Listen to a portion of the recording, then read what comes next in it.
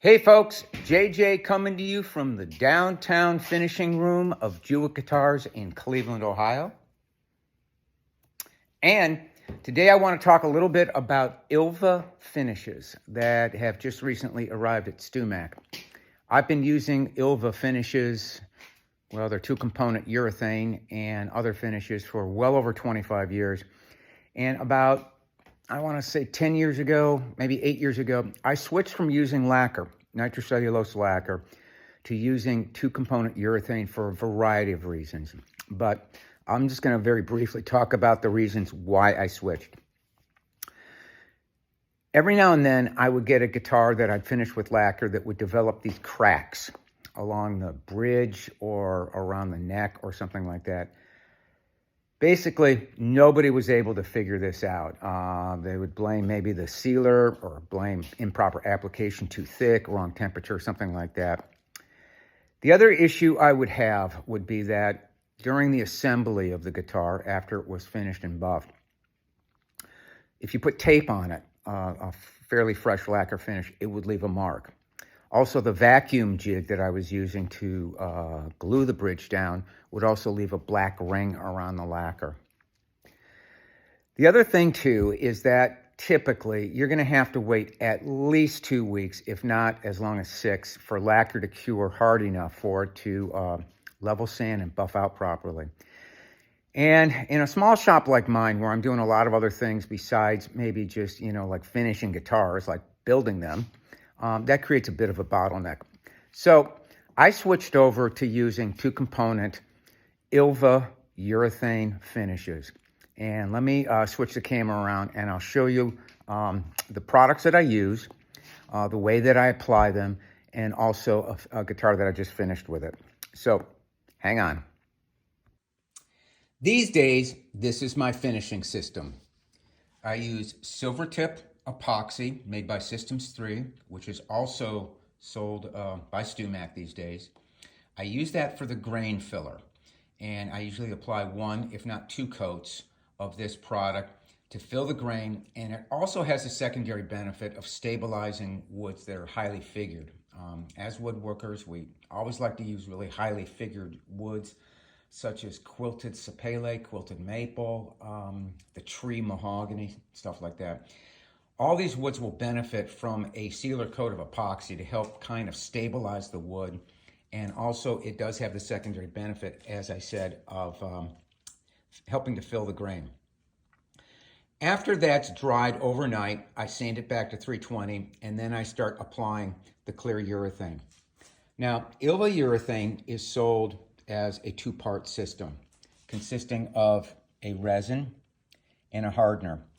These are mixed by weight or by volume, if you want to do that, in an easy 1-to-1 ratio. So it's 1 part resin, 1 part hardener.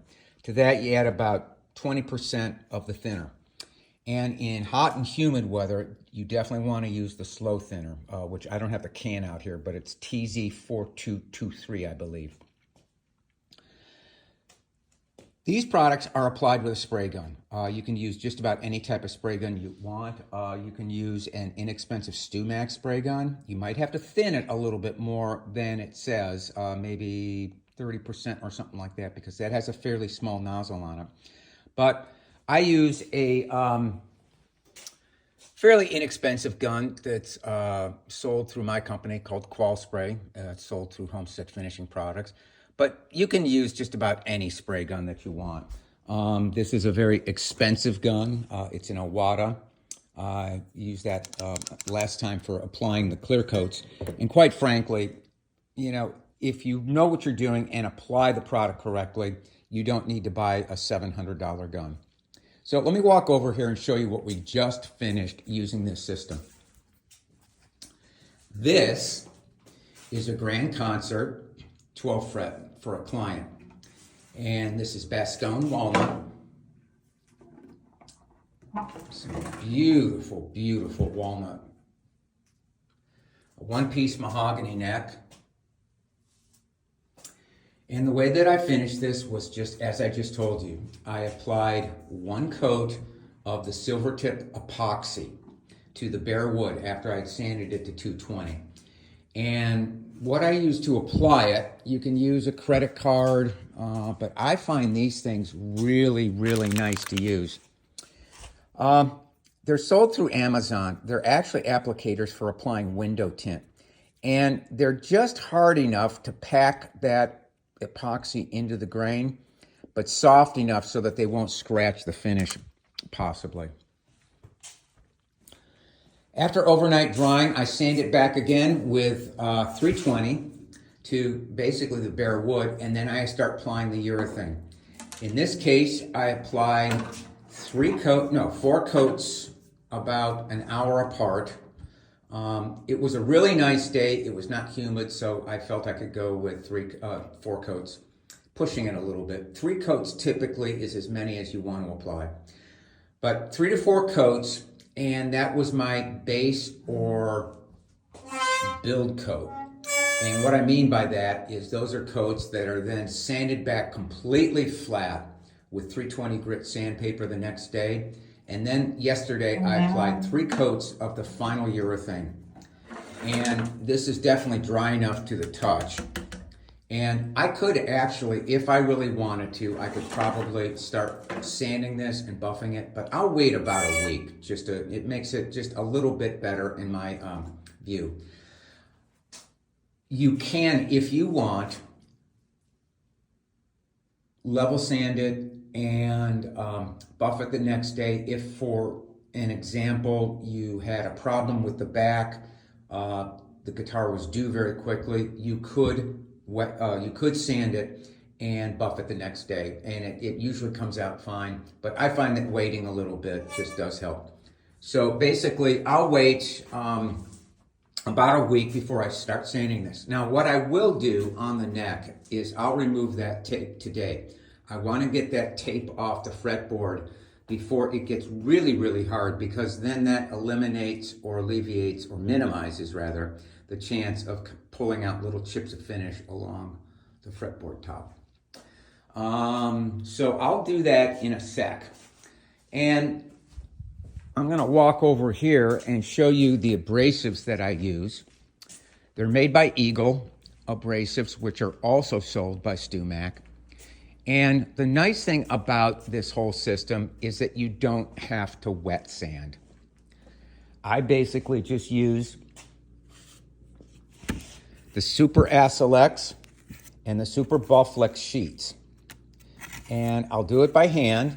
You can do it with a pneumatic sander if you want. I would suggest you do it by hand first to get a feel for it. But I start with 800 grit to level sand it, and then I move up through the grits of 1,000, 1,200, 1,500, which is missing. Then I'll go to the Bufflex, which is 2,000, 2,500, and then there's a third one, which is 3,000. After I'm through sanding it up to P3000, I'll then go over to my buffer and start buffing it. And basically, you can just start with the medium wheel and then go to the fine wheel. And I have my fine wheel on my workhorse buffer, which is the StuMac buffer. And if you want, you can also go to the extra fine. Now, one break-in tradition I do use, I grew up with the Menzerna, which are different compounds than what StuMac sells, but the StuMac compounds work just fine.